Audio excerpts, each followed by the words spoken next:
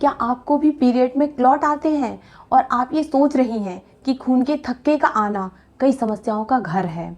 और कहीं ऐसा तो नहीं कि क्लॉट्स आने की वजह से आपको प्रेगनेंसी कंसीव करने में परेशानी भी हो सकती है?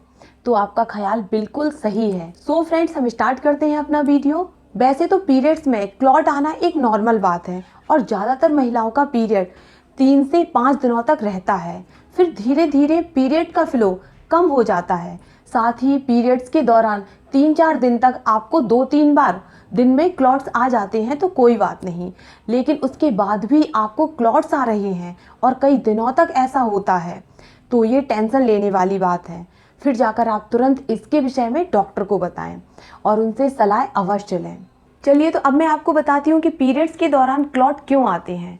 जब पीरियड में यूट्रस की लाइनिंग में जमा हुआ खून यूट्रस के निचले हिस्से में जमा हो जाता है तो सर्विक्स के जरिए फिर वो बाहर निकलता है। यूट्रस की लाइनिंग को पतला करने के लिए शरीर ये खून के थक्के बनाता है जिससे कि ब्लड आसानी से बॉडी से बाहर निकल सके। महिलाओं में हार्मोनल इनबैलेंस या फिर किसी दूसरी बीमारी की वजह से यूट्रस की जो लाइनिंग है वह मोटी हो जाती है। जब यूट्रस की लाइनिंग मोटी हो जाती है तो ब्लीडिंग बढ़ जाती है, फिर क्लॉट्स बन जाते हैं जिसकी वजह से आपको असहनीय दर्द होने लगता है। तो यह एक बहुत ही बड़ी प्रॉब्लम का विषय भी हो सकता है और समय रहते यदि आपने इस पर ध्यान नहीं दिया तो इसकी वजह से आपको कंसीव करने में दिक्कतें आ सकती हैं। आपकी हेल्थ पर इसका असर पड़ सकता है। आपके चेहरे पर, हाथों में ब्लैक स्पॉट आने लगेंगे। इसलिए इस तरह की कोई भी समस्या होने पर तुरंत आप डॉक्टर के पास जाएं। फ्रेंड्स, पीरियड के टाइम आने वाले खून के थक्के देखने में जेली जैसे लगते हैं। यह ब्लड टिश्यू होते हैं जो पीरियड में खून के साथ बाहर जाते हैं। जब यूट्राइन लाइनिंग से ज़्यादा ब्लड निकलता है तो वह क्लॉट बन जाता है, यानी कि खून का थक्का बन जाता है। आमतौर पर महिलाओं में तीसरे चौथे दिन के बाद ब्लड का फ्लो कम होने लगता है। जब ब्लड आना रुक जाता है तो क्लॉट्स बनना भी खुद ब खुद बंद हो जाते हैं। ये तो मैंने आपको बता दिया कि क्लॉट्स की समस्या क्या होती है। अब हम बात करते हैं कि पीरियड्स में क्लॉट्स कैसे दिखते हैं।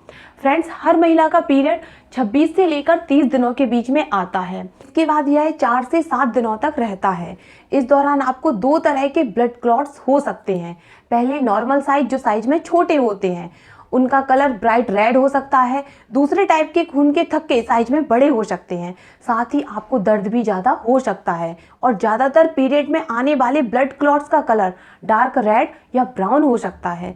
जैसे जैसे पीरियड खत्म होने का समय होता है वैसे वैसे खून के थक्कों का कलर डार्क ब्राउन या फिर ब्लैक होता जाता है। अब समय आ गया है यह जानने का कि पीरियड के दौरान ब्लड क्लॉट्स आने के लक्षण क्या होते हैं। पीरियड के टाइम आपको खून के थक्के के साथ जेल फॉर्म में जमे हुए खून के क्लॉट्स भी नजर आने लगते हैं। यह ब्लड क्लॉट्स भी पीरियड का ही एक हिस्सा है, लेकिन यह शरीर के बाकी हिस्से में होने वाले ब्लड क्लॉट से काफ़ी अलग होते हैं, क्योंकि हमेशा यह जरूरी नहीं कि हर बार पीरियड के दौरान ब्लड क्लॉट आने का कारण कोई बीमारी ही हो। नॉर्मली आपको जब कोई चोट लग जाती है तो उस जगह खून का थक्का जम जाता है जिससे कि बॉडी से ज़्यादा ब्लड बाहर ना निकल सके। ठीक उसी तरह पीरियड के दौरान हैवी फ्लो को कंट्रोल करने के लिए कभी कभी ब्लड क्लॉट्स बन जाते हैं। यदि पीरियड के दौरान खून के थक्के किसी बीमारी के कारण आ रहे हैं तो आपको ब्लीडिंग के साथ साथ पेट में दर्द भी होगा।